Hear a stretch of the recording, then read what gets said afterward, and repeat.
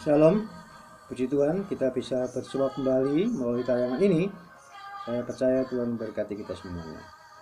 Saat ini kita akan belajar tentang surat 1 Korintus 6 ayat 19. Nah, sebelum saya membacakan ayat itu, saya mau beritahu bahwa kita semua manusia di dunia ini tentu disebut sebagai rumah, ya. Tapi ada dua saja alternatif, itu rumah Tuhan atau itu rumah hantu, ya. Di dalam surat 1 Korintus 6 ayat 19 sudah jelas dikatakan bahwa kita yang percaya Tuhan Yesus itu adalah rumahnya Tuhan.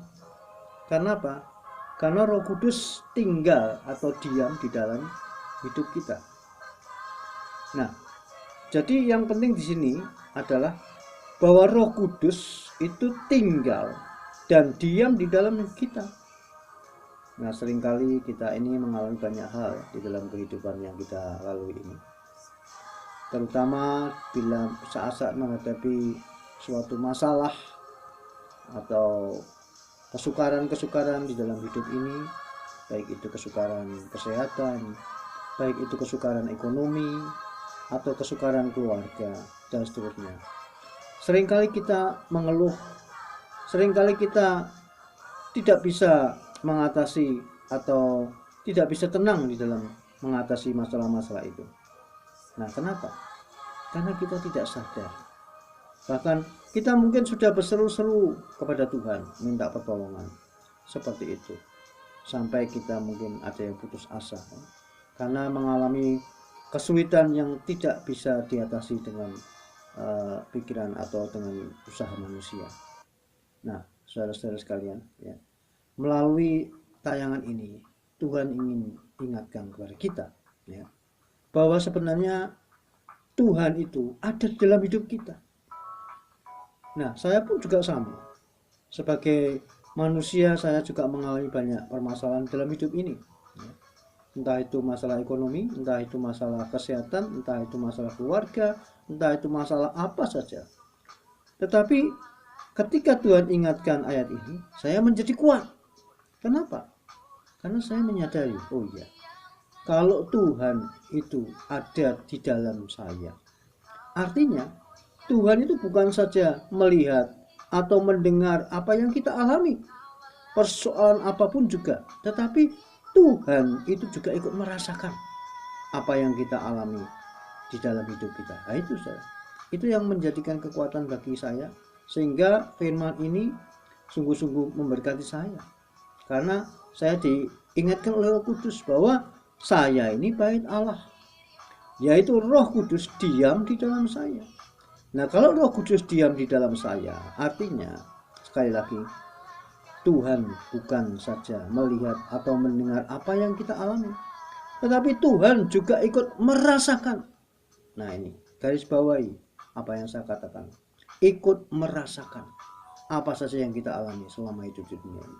Kalau begitu, kenapa kita resah? Kenapa kita cemas? Kenapa kita putus asa? Kenapa? Karena kita lupa bahwa sebenarnya Tuhan ada di dalam hidup kita, itu juga merasakan apa yang kita alami. Jadi ya, sebaliknya kita harus bersyukur saja. Kita harus berterima kasih untuk segala sesuatu yang terjadi di dalam hidup kita. Selama kita hidup di dalam kebenarannya, lalu mengalami hal-hal yang saya sebut tadi, masalah-masalah yang saya katakan tadi, mengucap syukur, berterima kasih kepada Tuhan. Nah, ini bisa dilakukan oleh orang-orang yang punya Roh Kudus di dalam hidupnya. Kalau tidak, maka tidak mungkin dia akan bisa mengucap syukur. Bagaimana mengalami hal yang besar, masalah yang dalam hidupnya yang tidak bisa diatasi, dia bisa mengucap syukur? Nah, rahasianya adalah kesadaran bahwa di dalam dirinya ada Roh Kudus.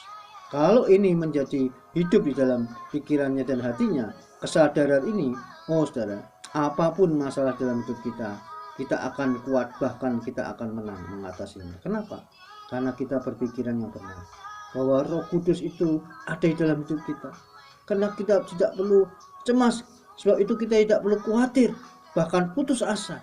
Karena Tuhan selalu memberi yang terbaik dalam hidup kita. Itu saudara, itu kekuatan. Ingat, renungkan ini baik-baik. Nah, selama Roh Kudus diam di dalam hidup kita, nggak usah kita cemas, nggak usah kita khawatir, resah dan sebagainya. Tidak perlu, ya. Karena Tuhan tahu mengatasinya, dan Tuhan tidak akan membiarkan kita berlarut-larut di dalam permasalahan kita. Selama kita hidup di dalam kebenarannya, pasti kita menjadi menang. Kiranya tayangan ini memberkati semua kita dalam nama Tuhan Yesus. Amin.